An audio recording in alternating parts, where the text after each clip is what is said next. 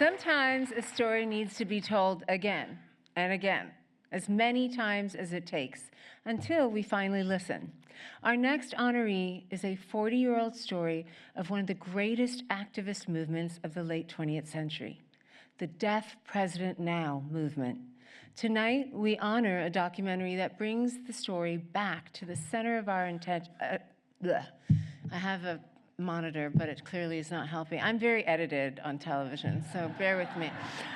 Tonight, we have a documentary that brings the story back to the center of our attention, as unflinching as its subject matter. It's 1988. The students of the world's only university for the deaf, Gallaudet University, banded together to protest the appointment of a hearing president because two capable deaf candidates were overlooked. The protest grew exponentially, and the quest for deaf representation exploded beyond the school grounds and into the wider world. It was a casting off of the marginalization of the deaf community as they successfully fought to be led by one of their own.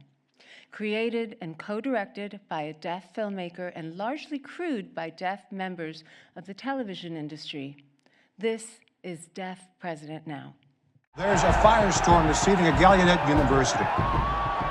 The school's board of trustees bypassed two deaf candidates for the school's presidency in favor of a woman who can hear. I refuse to accept this. When Nyle DiMarco brought this idea to my company, I didn't know anything about it. I was an American history major in college, and I read about all the incredible moments where we saw an injustice and fought. But the fact that we didn't even know about the protests at Gallaudet just blew my mind, and that's what was sort of the urgent desire, was to tell this story so it could never be forgotten again. So Deaf President Now is a civil rights movement that pretty much no one knows about. The movement, essentially focused on in our movie, follows these four student leaders who led a massive protest across Gallaudet University's campus. Gallaudet University is actually the only deaf university in the world, and the reason they were protesting was because for 124 years they had dealt with a paternalistic administration. They'd never had a deaf president and wanted one to represent them as a student body. And in that moment, there was such a deep sense of connection.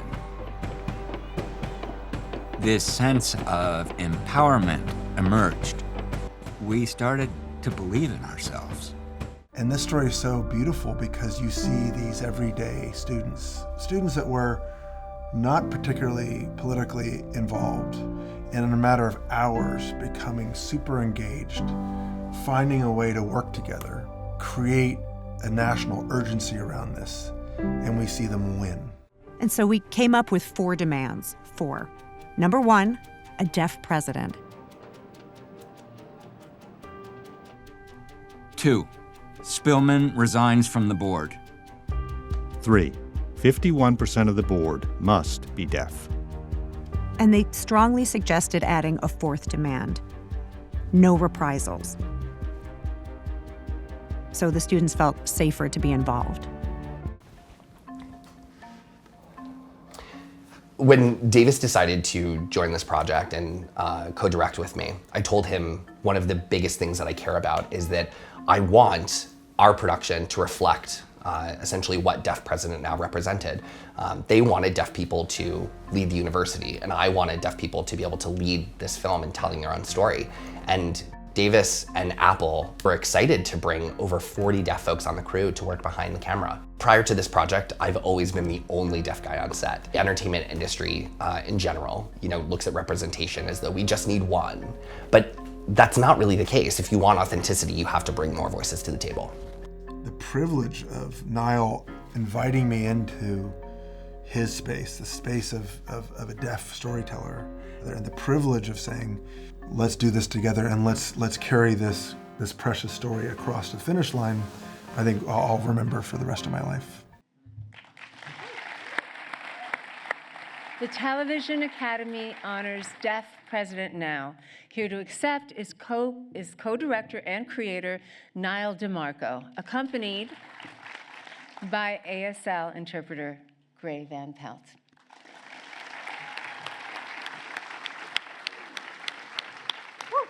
Congratulations. Thank you, thank you, thank you.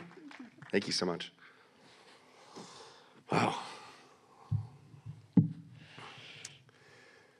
Wow. Well, thank you all so much for myself as a fourth generation deaf man. My mother taught me the history of Deaf President Now when I was just a little kid. And when she taught me, it wasn't just telling me the story of what happened, but essentially why this history mattered so much. Because it was truly about taking our power back. So when we made Deaf President Now, we knew that this story had value. And we knew that the deaf community really deserved to see themselves lead in their own narrative. We didn't want to see them just as consultants and not just as advisors, but as directors and as producers and even more roles. Over 40 deaf crew members helped make this film. And that's what it looks like when you actually center the community that you're telling a story about. It's so important to bring their voices to the center of the conversation. You know, I grew up seeing deaf stories told again and again by hearing people, always by hearing people. And I could always tell the difference because that nuance was missing.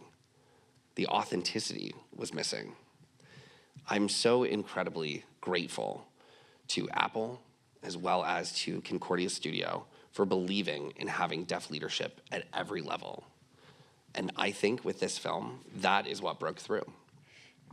So I have to say thank you so much to Davis for sharing the chair after over 30 years, to wonderful producers, our wonderful friends at Apple, to the excellent producers, to Amanda, to Jonathan, our editor wizard, Michael Hart, of course, Graham, my interpreter, and to our incredible deaf crew, thank you so much.